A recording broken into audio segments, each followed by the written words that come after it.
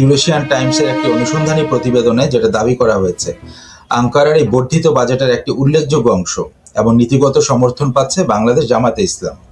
আওয়ামী লীগ যেমন ভারতের সাথে মিলেমিশে বাংলাদেশকে ভারতের করদ রাজ্য বানিয়েছিল, জামাতও নাকি এখন তুরস্কের গোলাম বানাতে চায় বাংলাদেশকে। বিশ্লেষণ করেছে, তুরস্কের সামরিক শিল্প এখন মুসলিম বিশ্বের জন্য নতুন মডেল তৈরি করছে।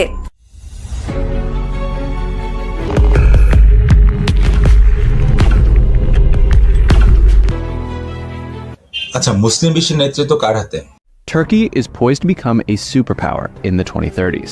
এই আলোচনা এখন কিন্তু আর শুধু রিয়াদ বা কায়রোর রাজপ্রাসাদে সীমাবদ্ধ নেই, বরং এই আলোচনাটা ছড়িয়ে পড়েছে আঙ্কারার ক্ষমতার কেন্দ্রবিন্দুতে। আঙ্কারা গত কয়েক দশকে বিশ্ব রাজনীতির মানচিত্র যেভাবে পরিবর্তন হয়েছে বা পরিবর্তিত হচ্ছে, তাতে তুরস্কের উত্থান এক নতুন মেরুকরণের ইঙ্গিত দিচ্ছে। যে দক্ষিণ এশিয়ায় ভারতের একছত্র প্রভাব ভেঙে পড়ছে এবং তুরস্ক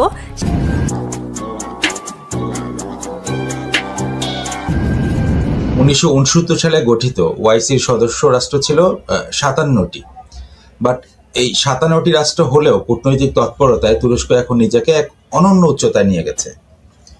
বিশ্বের বুকে কূটনৈতিক মিশনের সংখ্যার দিক থেকে চীনে আছে 274টি এবং যুক্তরাষ্ট্রে 271টি।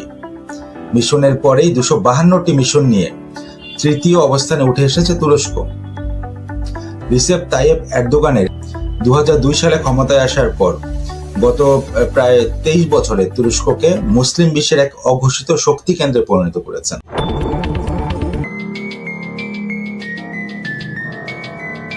কিন্তু এই দীর্ঘ সময়ে আঙ্কারা কিন্তু তার পররাষ্ট্রনীতিতে যে আমূল পরিবর্তন এনেছিল, তার ঢেউ এসে লেগেছে দক্ষিণ এশিয়ার রাজনীতিতে। Turkey's Islamic identity. He has aligned Turkey more closely. বিশেষ করে বাংলাদেশের অভ্যন্তরীণ সমীকরণে। বন্দরের রানওয়ে থেকে উঠছে এক তুর্কি কার্গো বিমান, লেজে লালচে চাঁদের প্রতীক। সম্প্রতি আন্তর্জাতিক গণমাধ্যমে বিভিন্ন রকম তথ্য প্রকাশিত হয়েছে এবং এই তথ্য অনুযায়ী বাংলাদেশের অন্যতম রাজনৈতিক শক্তি জামায়াতে ইসলামীর সঙ্গে তুরস্কের ক্ষমতাসীন দলের সম্পর্ক এখন আর গোপন কোনো বিষয় নেই।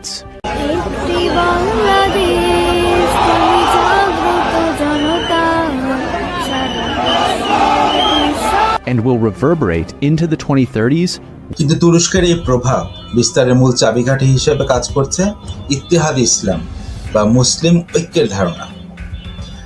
এরদোয়ানের প্রশাসন এই লক্ষ্য বাস্তবায়নে দিয়ানেত নামের ধর্মীয় সংস্থাটিকে পররাষ্ট্রনীতির অন্যতম হাতিয়ার হিসেবে ব্যবহার করছে।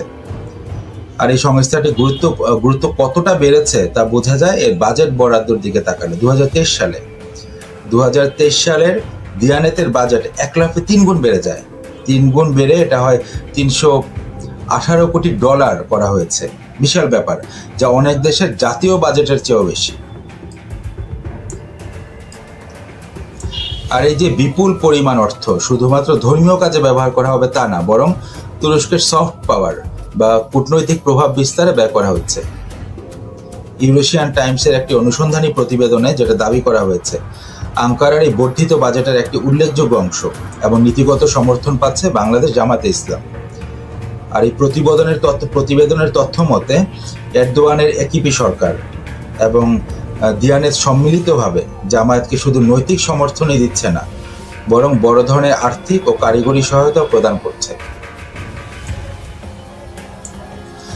দক্ষিণ এশিয়ার রাজনীতিতে তুরস্কের এই অতি আগ্রহের বিষয়টি আরও স্পষ্ট হয় তুর্কি পররাষ্ট্রমন্ত্রী হাকান ফিদানের সাম্প্রতিক বাজেট বক্তৃতায়।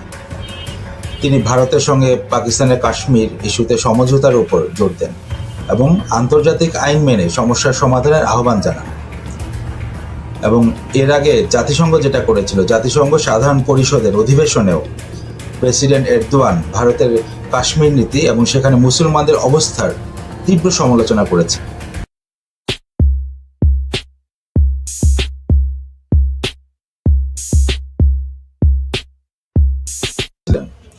তিনি স্পষ্ট ভাষায় অভিযোগ করেছিলেন যে ভারতের হিন্দুত্ববাদী গোষ্ঠীগুলোর দ্বারা মুসলিমরা নিগৃহীত হচ্ছে। কাশ্মীর, ফিলিস্তিন এবং ইউরোপের ইসলাম ভীতি নিয়ে এরদোয়ানের এই উচ্চ কণ্ঠ তাকে মুসলিম উম্মার একচ্ছত্র নেতা হিসেবে প্রতিষ্ঠিত করার প্রয়াস বলে মনে করা হচ্ছে। আর ঠিক এই এজেন্ডা বাস্তবায়নে বাংলাদেশে তাদের প্রধান মিত্র হিসেবে জামায়াতে ইসলামকে বেছে নেওয়া হয়েছে বলে আন্তর্জাতিক পর্যবেক্ষকদের প্রতিবেদনে উঠে এসেছে।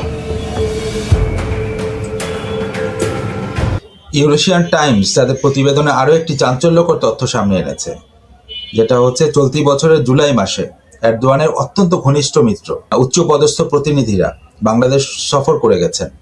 সে সময় তারা জামায়াতে ইসলামীর কেন্দ্রীয় কার্যালয় পরিদর্শন করেন এবং দলটির শীর্ষ নেতাদের সঙ্গে বৈঠক করেন বলে দাবি করা হয়েছে।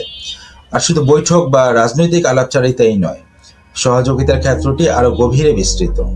প্রতিবেদনের ভাষ্যমতে জামায়াত সহ বাংলাদেশের সমমনা ইসলামী দলগুলোর সদস্যরা তুরস্কে গিয়ে বিশেষ প্রশিক্ষণ নিয়ে এসেছেন। তুরস্কের নতুন প্রতিরক্ষা সহযোগিতা দক্ষিণ এশিয়ায় ক্ষমতার কাঠামো পুনর্লিখনের ইঙ্গিত দিচ্ছে, যার মধ্যে সমরাস্ত্র আছে বা কৌশলগত প্রশিক্ষণের বিষয়েও অন্তর্ভুক্ত থাকার ইঙ্গিত পাওয়া গেছে।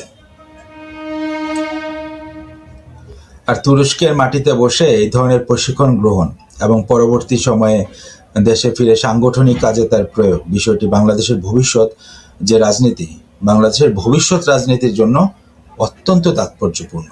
সম্পর্ক আজকের নয়, ইতিহাসের গন্ধ মিশে আছে এর মাটিতে। তুরস্কের এই যে তুরস্কের এই পরিকল্পনায় পাকিস্তানকেও একটি গুরুত্বপূর্ণ পক্ষ হিসেবে দেখা হচ্ছে। দক্ষিণ এশিয়ায় এক নতুন অক্ষ শক্তি বা ট্রাইবড অ্যালায়েন্স গড়ে তোলার চেষ্টা করা হচ্ছে, যেখানে থাকবে হচ্ছে তুরস্ক, পাকিস্তান এবং বাংলাদেশ একটি সুনির্দিষ্ট ছকে কাজ করছে।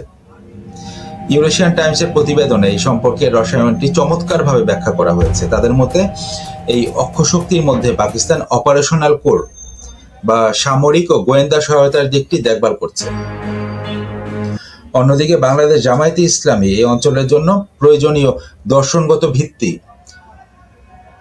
বা ইডিওলজিক্যাল সাপোর্ট তারা প্রোভাইড করছে। আর এই পুরো প্রক্রিয়াটিকে মসৃণ করতে কূটনৈতিক সুরক্ষা এবং প্রয়োজনীয় অর্থের যোগান দিচ্ছে আঙ্কারা। অর্থাৎ তিন দেশের এই তিন শক্তি মিলে দক্ষিণ এশিয়ায় একটি শক্তিশালী ইসলামী বলয় তৈরির কাজ নীরবে এগিয়ে চলেছে। বঙ্গোপসাগরীয় অঞ্চলকে কেন্দ্র করে এই ভূরাজনৈতিক খেলায় তুরস্কের লক্ষ্য সুদূর প্রসারী। তারা যেটা মনে করে এশিয়ায় আগামী দিনের প্রক্সি যুদ্ধের অন্যতম কেন্দ্রস্থল হতে পারে বাংলাদেশ ফ্রন্ট। আর এই যুদ্ধে নিজেদের অবস্থান শক্ত করতেই জামায়াতের কাঁধে হাত রেখেছেন এরদোগান। তুরস্কের দিয়ানেত ফাউন্ডেশন এবং একেপি পার্টি সরকারের প্রত্যক্ষ তত্ত্বাবধানে জামায়াতে ইসলামী বাংলাদেশে তাদের হারানো প্রভাব পুনরুদ্ধারে সক্ষম হচ্ছে বলে মনে করা হচ্ছে, অন্তত জামায়াতে ইসলাম মনে করছে। কিন্তু বিগত বছরগুলোতে আমরা যেটা দেখেছি, জামায়াতের উপর দিয়ে বয়ে গেছে রাজনৈতিক বিভিন্ন সমস্যা হয়েছে, যেটার কারণে দলটি সাংগঠনিক কাঠামো এখনো পর্যন্ত অটুট আছে। এত সমস্যার পরে তার পেছনে এই আন্তর্জাতিক সংযোগ বড় ভূমিকা পালন করেছে। এরদোয়ানের নেতৃত্বাধীন তুরস্ক যেভাবে ফিলিস্তিন থেকে শুরু করে রোহিঙ্গা সংকট পর্যন্ত প্রতিটি মুসলিম ইস্যুতে সরব রয়েছে, ঠিক একই মডেলে তারা বাংলাদেশের রাজনীতিতেও নিজেদের উপস্থিতি জানান দিচ্ছে।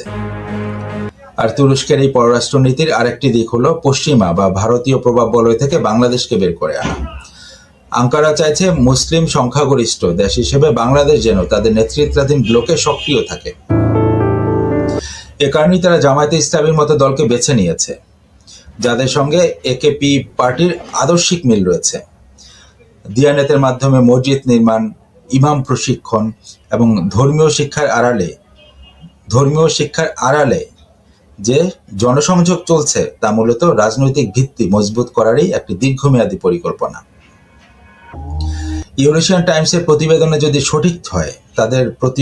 সঠিক হয় তবে এটি নিশ্চিত যে আগামী দিনগুলোতে বাংলাদেশের রাজনীতিতে তুরস্কের প্রভাব আরও দৃশ্যমান হবে এবং জামায়াতে ইসলামী সেই প্রভাব বিস্তারের মূল মাধ্যম হিসেবে কাজ করবে।